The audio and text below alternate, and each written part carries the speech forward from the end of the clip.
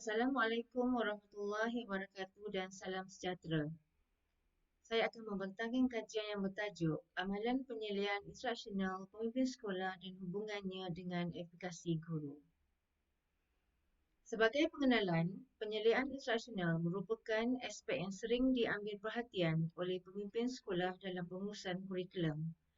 SPI Bilangan 3 1987 menegaskan, pemimpin sekolah bertanggungjawab memastikan penyelian instruksional dilaksanakan di sekolah dengan jayanya.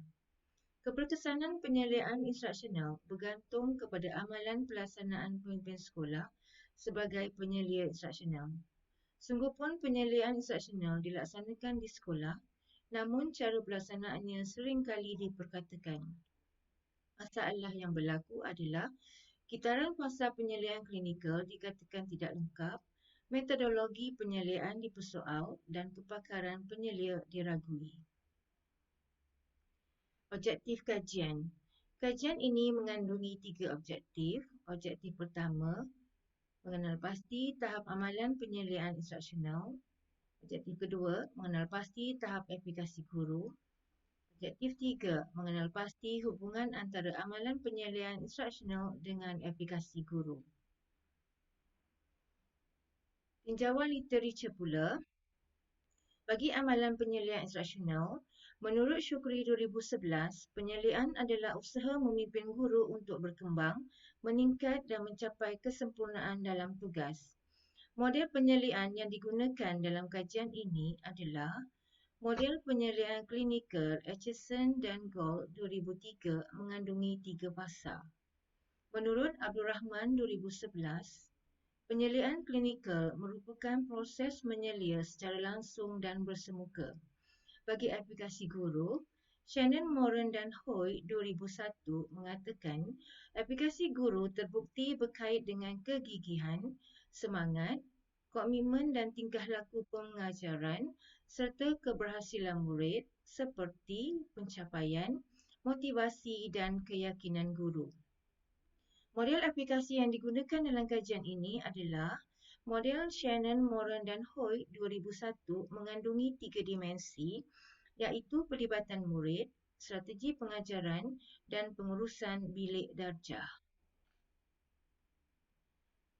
Kajian lalu bagi penyelian instruksional menunjukkan bahawa amalan penyelian instruksional adalah pada tahap tinggi iaitu kajian yang dijalankan oleh Hamdan dan Muhammad Ali pada tahun 2011 dan kajian yang dijalankan oleh T.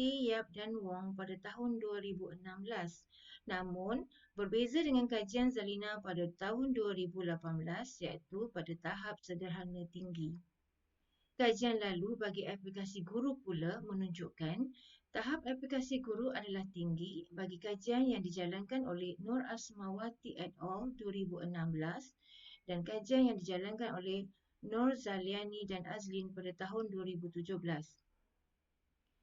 Dapatan yang menunjukkan sederhana tinggi bagi kajian yang dijalankan oleh Zalina 2018 dan juga sederhana bagi kajian yang dijalankan oleh Kalevani dan Azlin pada tahun 2018.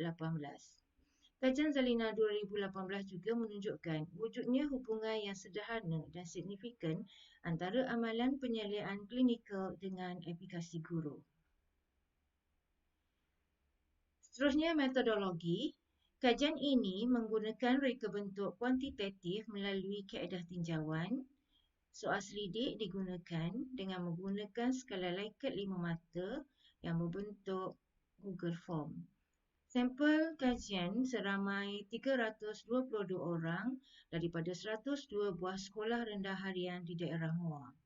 Data dianalisis menggunakan SPSS versi 22 iaitu analisis deskriptif dan juga analisis inferensi. Kesahan kandungan menggunakan teknik Fuzzy Delphi melibatkan SISC Pejabat Pendidikan Daerah Muar. Kajian rintis dijalankan dan analisis data menunjukkan nilai alpha Cronbach melebihi 0.8. Ini menunjukkan instrumen berada dalam keadaan sangat baik dan efektif dengan konsistensi yang tinggi. Seterusnya, dapatan kajian. Bagi tahap amalan penyeliaan instruksional, bagi fasa konferensi sebelum penyeliaan, mempunyai tahap tinggi dengan nilai min 3.82 dengan sisian piawai 0.561 bagi fasa penyeliaan iaitu tahap sangat tinggi dengan nilai min 4.24 dan sisian piawai 0.417 bagi fasa konferensi selepas penyeliaan iaitu tahap tinggi dengan nilai min 4.19 dan sisian piawai 0.408. Fasa penyeliaan menunjukkan nilai min yang paling tinggi diikuti dengan fasa konferensi selepas penyeliaan dan fasa konferensi sebelum penyeliaan. Secara keseluruhan, tahap amalan penyeliaan instruksional adalah pada tahap tinggi dengan nilai min 4.08 dan sisian piawai 0.398. Seterusnya, dapatan kajian bagi tahap aplikasi guru bagi pelibatan murid. Tahapnya adalah tinggi dengan nilai min 4.20 dengan sisian piawai 0.393 bagi strategi pengajaran tahap tinggi dengan nilai min 4.14 sisian piawai 0.385 bagi pengurusan bilik darjah tahap sangat tinggi dengan nilai min 4.26 dengan sisian piawai 0.427. Pengurusan bilik darjah menunjukkan nilai min yang paling tinggi diikuti dengan pelibatan murid dan strategi pengajaran. Secara keseluruhannya, tahap aplikasi guru adalah sangat tinggi dengan nilai min 4.21 dan sisian piawai 0.367. Seterusnya, dapatan kajian berkaitan dengan hubungan antara penyeliaan instruksional dengan aplikasi guru.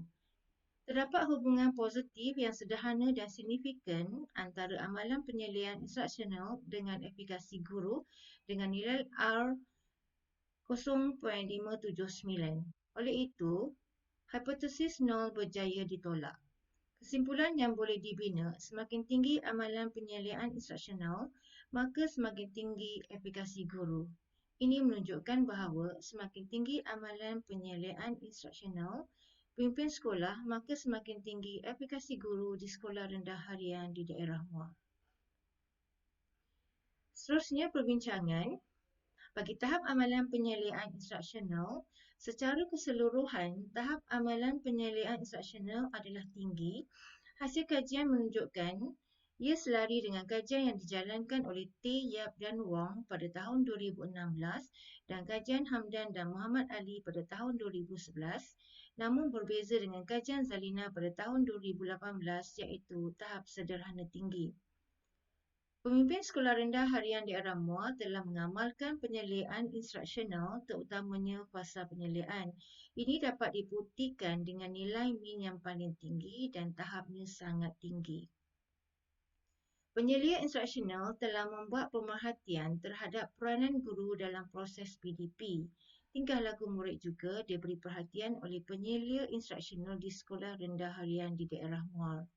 Walau bagaimanapun, perkara yang perlu ditingkatkan oleh penyelia instruksional dalam fasa penyeliaan adalah melaksanakan aspek yang dipersetujui bersama dengan guru yang diselia. Seterusnya, pemimpin sekolah perlu mempertingkatkan fasa konferensi sebelum penyeliaan. Ini dapat dibuktikan dengan nilai min paling rendah walau bagaimanapun tahapnya adalah tinggi. Dalam fasa konferensi sebelum penyeliaan, perkara utama yang telah diamalkan adalah aspek penyelia memaklumkan terlebih dahulu sebelum penyeliaan dijalankan.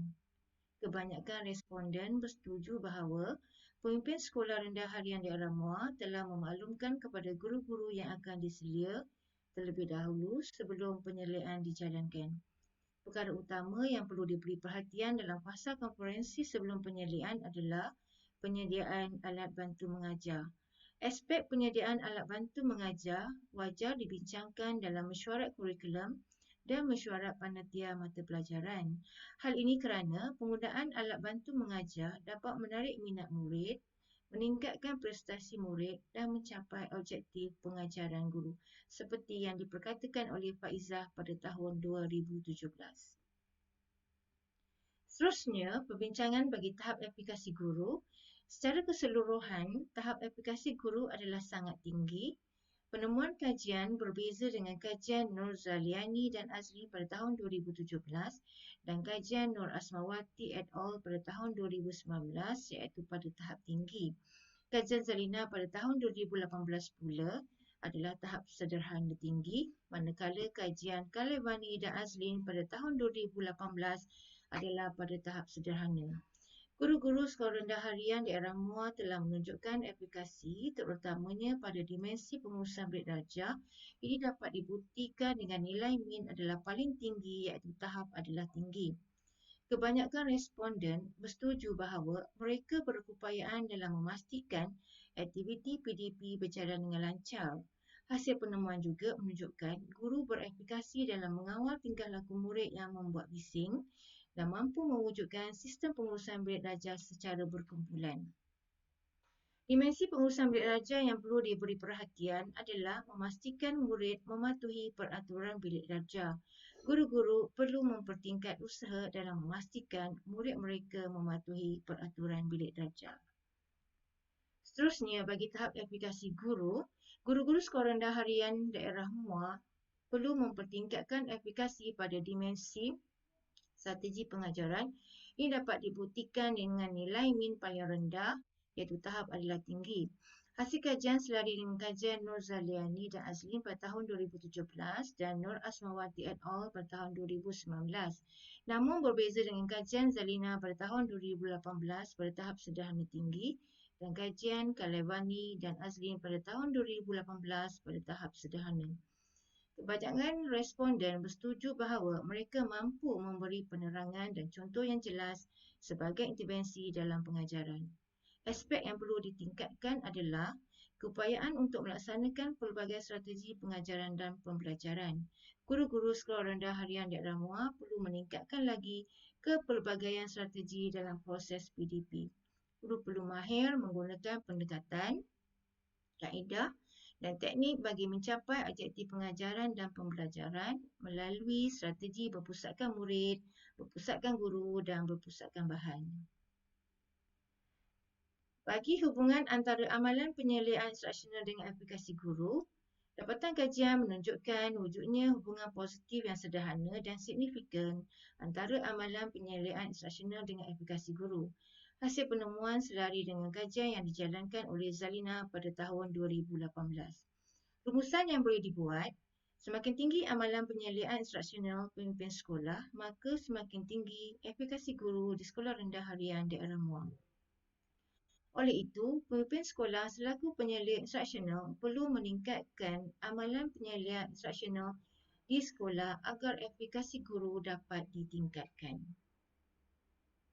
Sebagai penutup, kajian ini telah berjaya mencapai objektif untuk mengenal pasti tahap amalan penyeliaan instruksional pemimpin sekolah rendah, tahap aplikasi guru dan hubungan antara amalan penyeliaan instruksional dengan aplikasi guru.